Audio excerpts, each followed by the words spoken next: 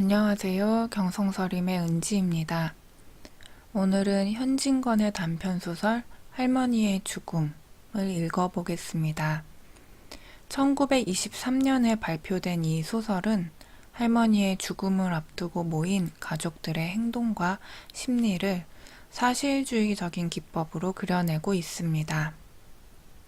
당시 시대적 모순이 드러나는 소설은 아니지만 효라는 가치를 최우선으로 했던 한국의 모든 가정에서 일어날 법한 이야기를 엮어냈습니다.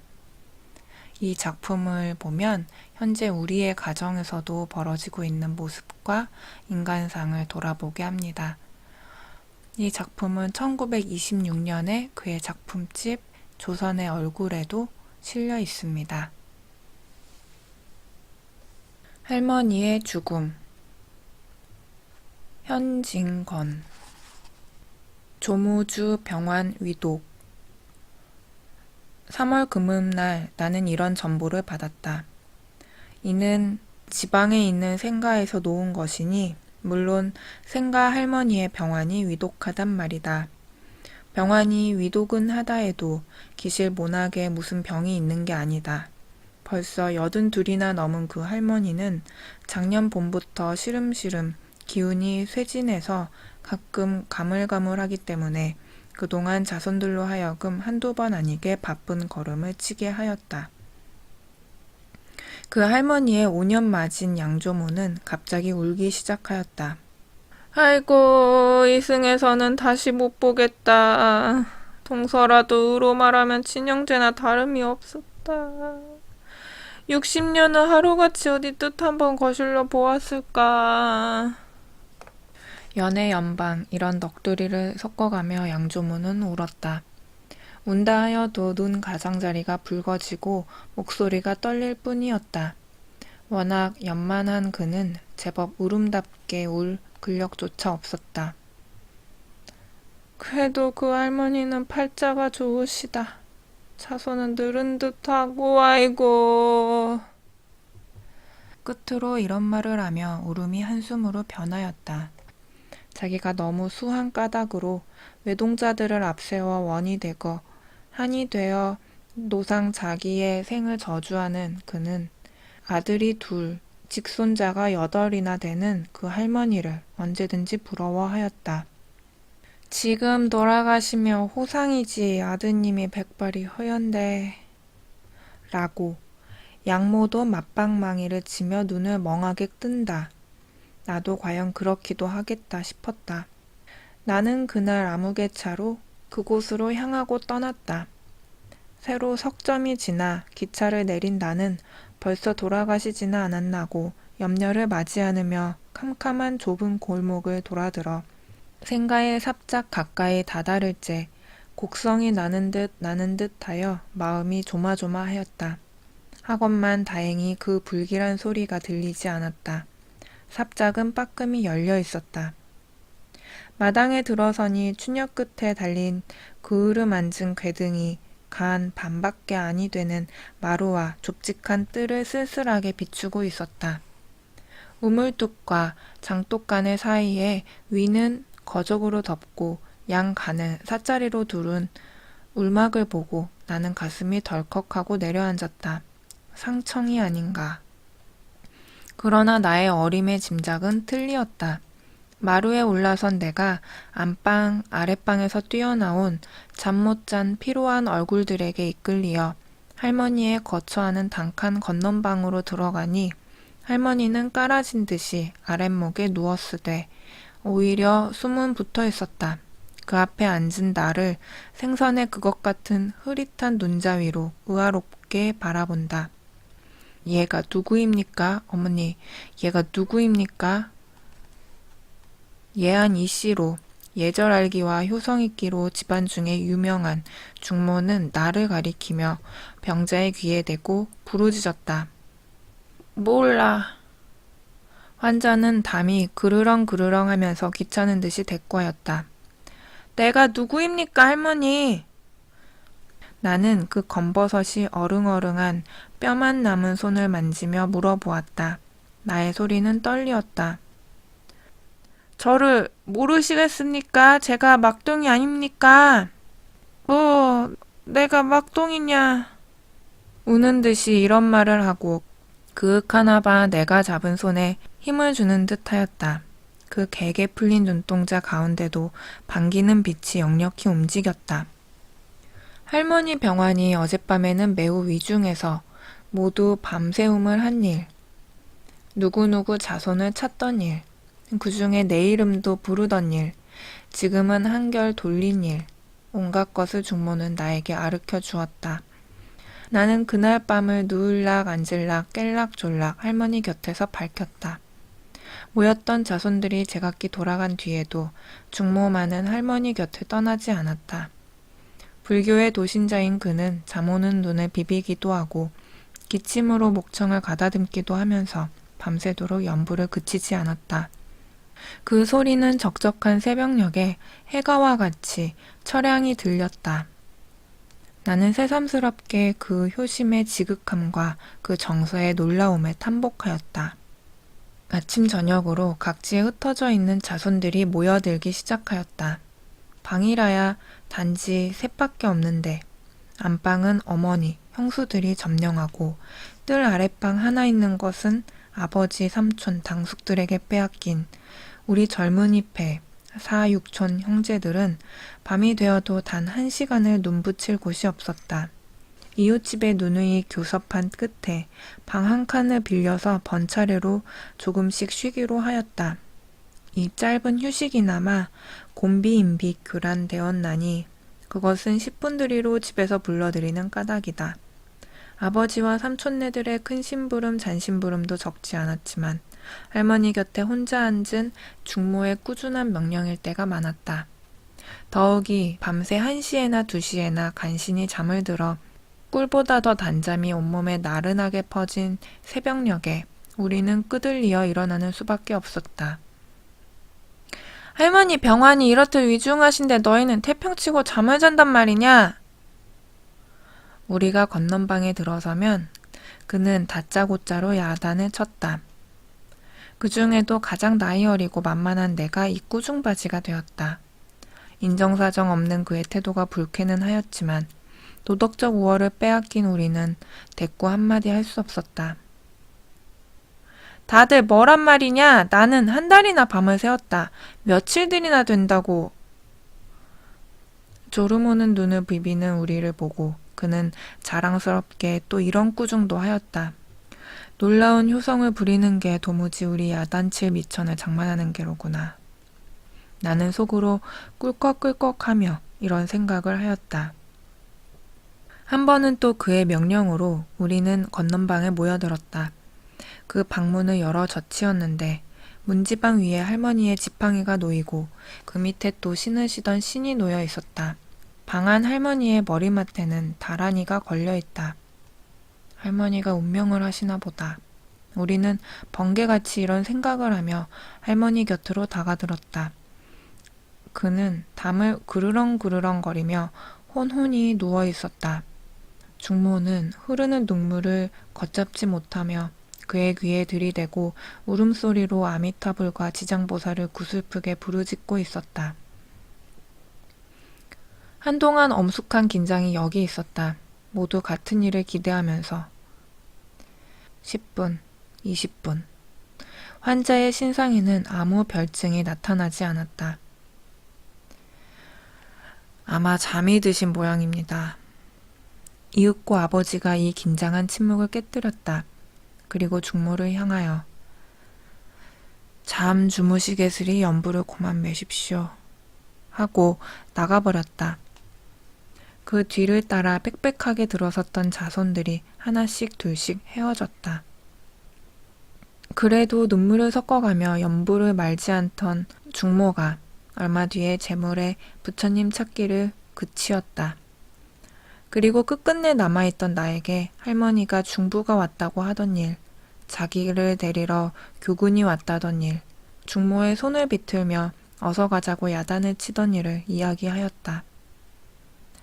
그러다가 숨구멍에서 무엇이 꿀꺽하더니 그만 저렇게 정신을 잃으신 것을 설명해 듣기였다. 그날 저녁 때 할머니는 여상이 깨어나셨다. 이런 일이 한두 번이 아니었다. 몇 번이나 신과 지팡이가 놓였다 치였다.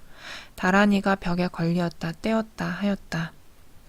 그러는 동안에 자선의 얼굴은 자꾸자꾸 축이 나가었다. 말하기는 안 되었지만 모두 불원중에 할머니의 하루바삐 끝장나기를 기다리고 있었다. 관조차 맞추어서 칠까지 먹여놓았다. 내가 처음 오던 날 상청이 아닌가고 놀래던 그 울막도 이 관에 놓아두려는 의직간이었다. 그러하건만 할머니는 여나 한 모양으로 그물그물하다가 또 정신을 차리었다. 아니 정신이 돌아오는 때가 도리어 많아간다. 자기 앞에 들어서는 자손들을 거의 틀림없이 알아맞혔다. 그리고 가끔 몸부림을 치면서 일으켜달라고 야단을 쳤다. 이럴 때 중모는 거북스럽게도 연부를 모시었다. 어머니 어머니 가만히 계셔요. 가만히 계셔요. 그는 몸부림하는 할머니를 제지하면서 이렇게 타일렀다. 저를 따라 연부를 외셔요. 나무 아미타불 나무 아미타불. 나 일어날란다. 에그 왜 그러셔요. 가만히 계셔요. 제발 덕분에 나무 아미타불 나무 아미타불 나무 아미타불 나무 아미타불.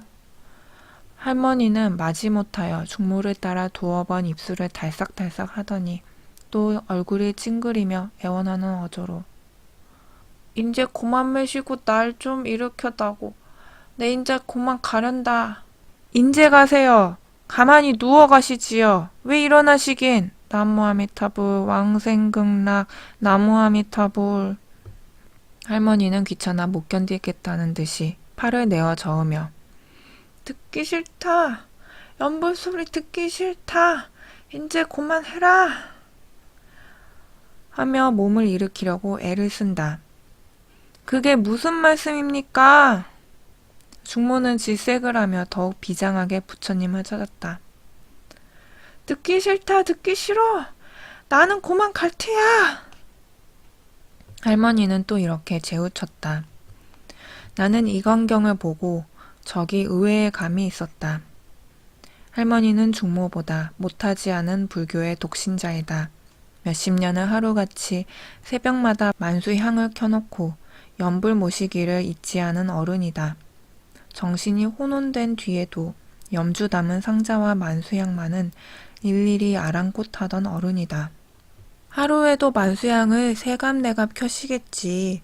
금방 사다 드리면 3개씩 4개씩 당장 다 켜버리시고 또 안 사온다고 꾸중이시구나.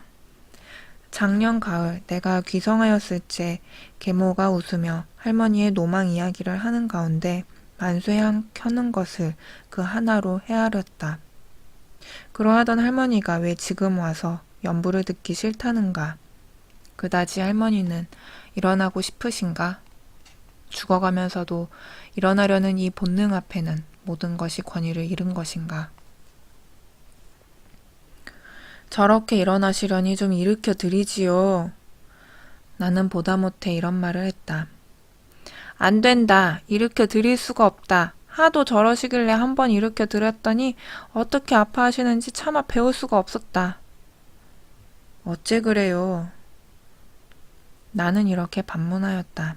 이 반문에 대한 중모의 설명은 더욱 놀란 것이었다. 할머니가 작년 봄부터 맑은 정신을 잃은 결과에 늙은이가 어린애 된다고 뒤를 가리지 않게 되었다. 게다가 이 두어 달 전부터 물을 자꾸 청에 잡수시고 오세고 요바닥에 함부로 뒤를 보았다. 그것을 얼른 빨아들이지 못한 때문에 재물에 뭉켜지고 말라붙은 데다가 뜨거운 불목에 대이어 궁둥이 언저리가 모두 벗겨졌다. 그러므로 일어나려면 그곳이 당기고 배기어 아파하는 것이라 한다. 이 말을 들은 나는 할머니를 모로 누이고 그 상처를 보았다. 그 자리는 손바닥 넓이만치나 빨갛게 단 쇠로 지진 듯이 시커멓게 벗겨졌는데 그 위에는 하얀 태가 징그럽게 끼었고 그 가장자리는 도끼를 품고 아른아른이 부르터 올라있다. 나는 차마 더 볼 수가 없었다. 이것이 무슨 일인가? 양조모, 양모가 부러워하던 늘은 듯한 자손은 다 무엇을 하고 우리 할머니를 이 지경이 되게 하였는가? 왜 자주 옷을 갈아입혀 드리며 빨아들이지 못하였는가? 이 직접 책임자인 계모가 더할 수 없이 괘씸하였다. 그러나 가만히 생각해보면 그를 그르다고도 할 수 없다. 위에도 말하였거니와 할머니가 일이 된 지는 하루 이틀이 아니다. 벌써 몇 달이 되었다. 이 긴 시일에 제 아무리 효부라 한들 하루도 몇 번을 흘리는 뒤를 그때 족족 빨아낼 수 없으리라. 더구나 밤에 그런 것이야. 일일이 알 수도 없으리라. 하물며 계모는 시집 오던 첫날부터 골머리를 앓으리만큼 큰 병객이다. 병명은 의원에 따라 혹은 변두리 머리라고도 하고 혹은 뇌진이라고도 하고 혹은 선천부족이라고도 하였지만은 하나도 고쳐주지 못하였다. 30이 될락 말락 하건만 60이나 70이 다 된 노인 모양으로 주야장천 자리보전하고 누워있는 터이다. 제 몸이 괴로우니 모든 것이 싫은 것이다. 그리고 나까지 아우르면 아버지 슬하의 아들만 넷이나 되건만은 지금 60노경에 받드는 어느 아들, 어느 며느리 하나 없다. 집안이 넉넉지 못한 탓으로 사방에 흩어져서 제이 풀칠하기에 눈코를 못 뜨는 까닭이다. 이 책임을 누구에게 돌릴까? 나는 알 수가 없었다. 쓴물만 입안에 돌 뿐이다. 그 후에 또 이런 일이 있었다. 어느 때 내가 할머니 곁에 갔을 적이었다. 할머니는 그 뼈만 남은 손으로 나의 손을 만지고 있었다.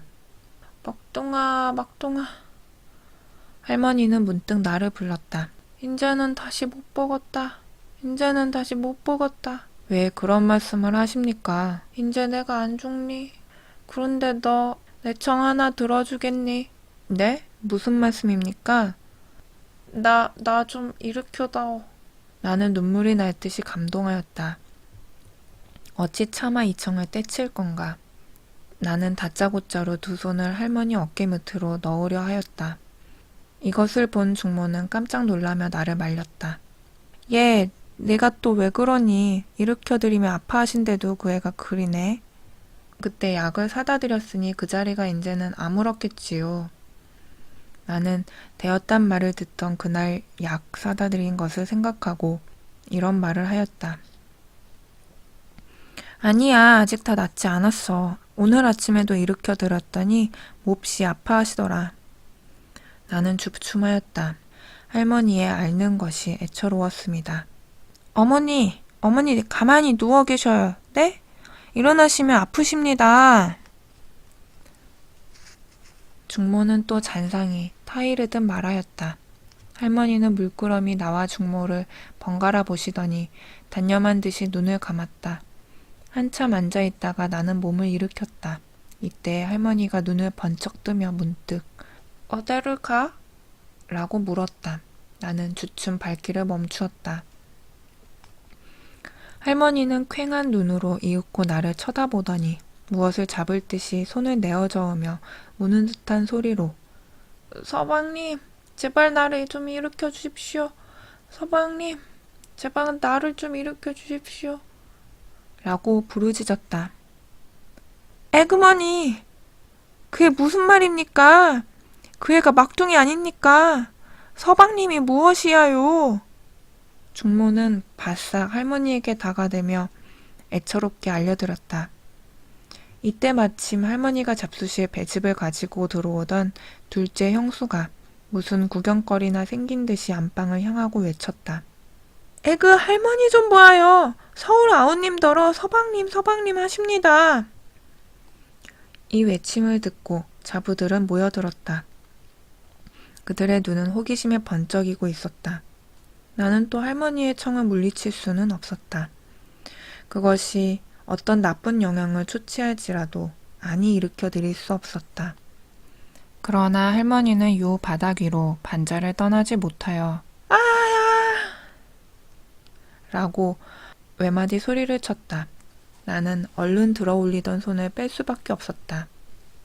다시금 눕기 싫어하던 요 위에 누운 뒤에도 할머니는 앓기를 말지 않았다.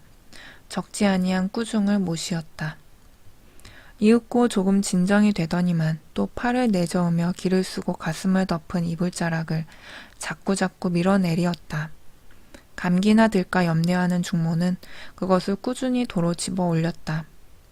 할머니는 손을 내어 밀더니 이번에는 내 조끼 단추를 붙잡아 당기었다. 왜 이리 하십니까? 단추를 빼란 말씀입니까? 할머니는 고개를 끄덕이었다. 끄덕였다 하여도 끄덕이려는 의사를 보였을 뿐이었다. 나는 단추 한 개를 빼었다. 그래도 할머니는 자꾸 조끼의 단추와 씨름을 말지 아니하였다. 나는 단추를 낱낱이 빼는 수밖에 없었다. 그러고 나니 그는 또 옷고름과 실랑이를 시작하였다. 옷고름을 끌을까요? 응. 나는 옷고름을 끌었다. 끌은 뒤에 할머니는 또 소매를 잡아 당기었다. 왜 이리 하셔요? 벗어라. 답답치 않니? 여기저기서 물어 멈추려는 애쓰는 웃음이 키키하였다. 나는 경멸과 모욕의 시선을 그들에게 던졌다. 자기가 얼마나 답답하고 갑갑하길래 남의 단추 끼운 것과 옷고름 맨 것과 저고리 입은 것조차 답답해 보일 것이랴. 여기는 쓰디쓴 눈물과 살을 더미는 슬픔이 있어야 하겠거늘 이 기막힌 광경을 조소로 맞아야 오를까? 나는 곧 그들에게 침이라도 뱉고 싶었다. 하되 나의 마음을 냉정하게 살펴본즉 슬프다. 나에게는 그들을 모욕할 권리가 없었다.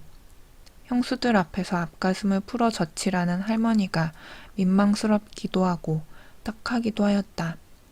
환자를 가엾다고 생각하면서도 나의 속 어디인지 웃음이 움직인 것은 부정할 수 없는 사실이었다. 더구나 내가 젊은이 패가 모인 이웃집 방에 들어갔을 때 무슨 재미스러운 일이나 보고 온 사람 모양으로 득이양양이 이 이야기를 하고서 허리를 분질렀다. 거기에서는 할머니의 병세에 대하여 의논이 분분하였다. 그들은 하나도 한가한 이가 없었다. 혹은 변호사, 혹은 은행원, 혹은 회사원으로 다 무한년하고 있을 수는 없는 형편이었다. 나는 암만 해도 내일은 좀 가보아야 되겠는데 나는 그 전보를 보고서 벌써 돌아가신 줄 알았어. 올 때에 친구들이 북폰이 뭐니 부의를 주길래 아직 돌아가시지도 않았는데 이게 웬일이냐 하니까 그 사람들 말이 돌아가셔도 자손들에게 그렇게 전보를 놓으니 하대그려. 그래 모두 받아왔는데 허허. 그 중에 제일 연장자로 쾌활하고 말 잘하는 백형은 웃음 섞어 이런 말을 하고 있었다. 암만 해도 오늘 내일 돌아가실 것 같지는 않은데 이거 큰일 났는걸. 가는 수도 없고. 따는 곧 돌아가실 것 같지는 않아. 은행원으로 있는 육초는 이렇게 맞방망이를 쳤다. 의사를 불러서 진단을 해보는 것이 어떨까요? 부산 방직회사에 다니는 사촌이 이런 제의를 하였다. 옳지, 참 그래 보아야 되겠군. 아버지께 이 사연을 아뢰었다. 시방 구물구물 하시지 않나 그러면 하여간 의원을 좀 불러올까? 의원은 아버지와 절친한 김주부를 청해오기로 하였다. 갓을 쓴 그 의원은 얼마 아니 되어 미륵 같은 몸뚱이를 환자방에 나타내었다. 매우 정신을 모으는 듯이 눈을 내리감고 한나절이나 진맥을 하더니 고개를 절레절레 흔들며 물러앉는다. 매우 말씀하기 안 되었소마는 아마 오늘 밤이 아니면 내일은 몸 넘길 것 같소. 매우 말하기 어려운 듯이 기실 조금도 말하기 어렵지 않은 듯이 그 의원은 최후의 판결을 언도하였다. 글쎄 그래 워낙 노쇠하여서 오래 부지를 하실 수 없지. 그러면 그렇지 하는 얼굴로 아버지는 맞방망이를 쳤다. 가려던 자손은 또 붙잡히었다. 그러나 할머니는 그날 저녁부터 한결 돌리었다. 가끔 잡수실 것을 찾기도 하였다. 잡숫는 건 고작해야 배즙, 국물에만 한술도 안 되는 진지였다. 죽과 미음은 입에 대기도 싫어하였다. 그리고 전일에 발라들인 양약에 효험이 나서 상처가 아물었던지 자부와 손부에게 부축되어 꽤 오래 일어나 앉게도 되었다. 그 이튿날이 무사히 지나가자 한이의 무지를 비소하고 다른 것은 몰라도 환자의 수명을 어느 때까지 계속될 시간 아는 데 들어서는 양이가 나으리라는 우리 젊은 패의 주장에 의하여 어느 의원 원장으로 있는 천엽의학사를 불러오게 되었다. 그는 진찰한 결과에 다른 증세만 겹치지 않으면 2, 3주일은 무료하리라 하였다. 그래, 그저 그럴 거야. 아직 괜찮으신데 백주에 서둘고 야단을 했지. 하고 일이 바쁜 백형은 그날 밤으로 떠나갔다. 그 이튿날 아침이었다. 우리가 집에 돌아오니까 할머니 곁을 떠난 적 없는 중모가 마당에서 한가롭게 할머니의 뒤 흘린 바지를 빨고 있다가 웃는 낯으로 우리를 맞으며 할머님이 오늘 아침에 혼자 일어나셨다. 시방 진지를 잡수시고 계시다. 어서 들어가 배워라. 나는 뛰어들어갔다. 자부와 손부의 신기해 여기는 시선을 받으면서 할머니는 정말 진지를 잡숫고 있었다. 나는 빙글빙글 웃으며 할머니, 어떻게 일어나셨습니까? 할머니는 합죽한 입을 오물오물하여 막 떠넣은 밥 알맹이를 삼키고 내가 혼자 일어났지. 어떻게 일어나기 이 흉악한 놈들. 암만 일으켜 달려니 어디 일으켜 주어야지. 이젠 나 혼자라도 일어난다. 하며 자랑스럽게 대답하였다. 어제 의원이 왔지요. 이제 할머니가 곧 나으신대요. 정말 낫겠다고 하든? 응? 하고 검버섯핀 주름을 밀며 흔연한 웃음의 그림자가 오래간만에 그의 볼을 스쳤다. 나의 눈에 어쩐지 눈물이 핑 돌았다. 그날 밤차로 모였던 자손들은 제각기 흩어졌다. 나도 그날 밤에 서울로 올라왔다. 어느 아름다운 봄날이었다. 말갛게 개인 하늘은 구름 한 점도 없고 아른아른한 아지랑이가 그 하늘거리는 깊 올로 봄 비단을 짜내는 어느 아름다운 봄날이었다. 나는 깨끗하게 춘복을 차리고 친구 몇몇과 우이동 앵화 구경을 막 나가려던 때이었다. 이때의 뜻 아니한 전보 한 장이 닥치었다. 오전 3시 조모주 별세.